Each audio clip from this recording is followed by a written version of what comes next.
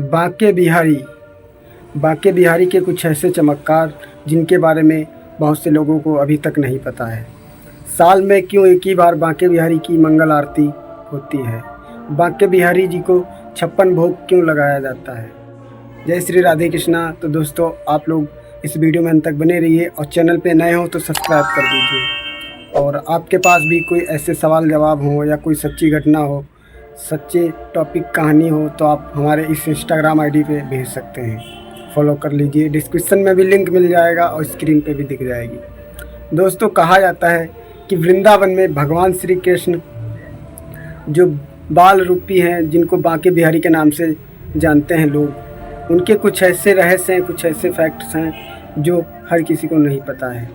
बताया जाता है कि यहाँ पे बांके बिहारी, भगवान श्री बांके बिहारी बाल रूपी हैं और उनको बांके बिहारी किस लिए और क्यों कहा जाता है, इसका अर्थ क्या है और बांके बिहारी जी कैसे प्रकट हुए थे, कैसे आई थी। बहुत से लोग जानते हैं कि बांके बिहारी जी की मूर्ति किसी इंसान ने रखी। जी नहीं, बिल्कुल नहीं।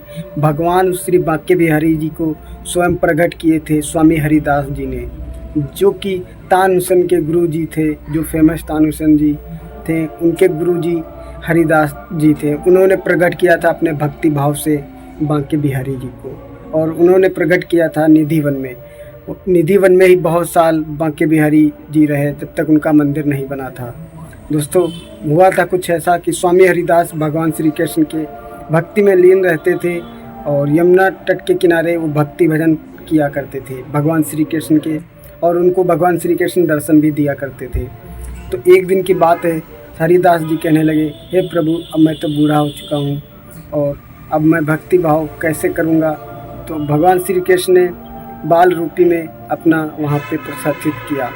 तो राधा जी और कृष्ण जी अलग अलग आए, तो भगवान श्री कृष्ण जी से कहने लगे स्वामी हरिदास जी, हे प्रभु, आपका तो चलो मैं श्रृंगार कर लूँगा, पर राधा जी का कैसे करूँगा? आप ऐसा कीजिए, राधा जी को भी अपने आप में समा लीजिए। तो भगवान जी का आधा श्रृंगार होता है स्त्रियों वाला, आधा श्रृंगार होता है पुरुष वाला, इसलिए क्योंकि राधा जी भी समा गई थी भगवान श्री कृष्ण के अंदर, जो कि बांके बिहारी के नाम से आज जाने जाते हैं।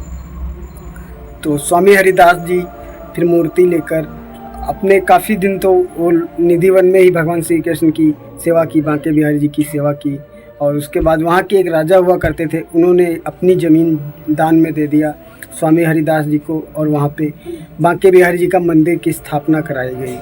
वहाँ पे बांके बिहारी जी का मंदिर बनाया गया, वहाँ पे ही बांके बिहारी जी की मूर्ति रखी गई, बाल रूपी मूर्ति, जो कि इतनी प्यारी है। और भगवान श्री कृष्ण के जो बाल रूपी हैं बांके बिहारी जी, उनकी वहीं पे सेवा होने लगी।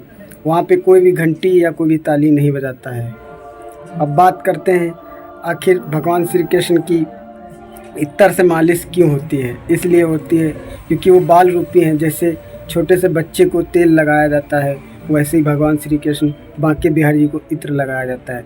गर्मियों के टाइम ठंडा इत्र और सर्दियों के टाइम गर्म इत्र लगाया जाता है।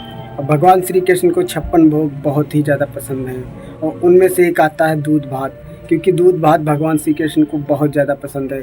और दूध भात का सुबह शाम दोनों टाइम भोग लगाया जाता है बांके बिहारी इस मंदिर में। और बात कर लें आखिर यहाँ पर्दा क्यों लगाया जाता है?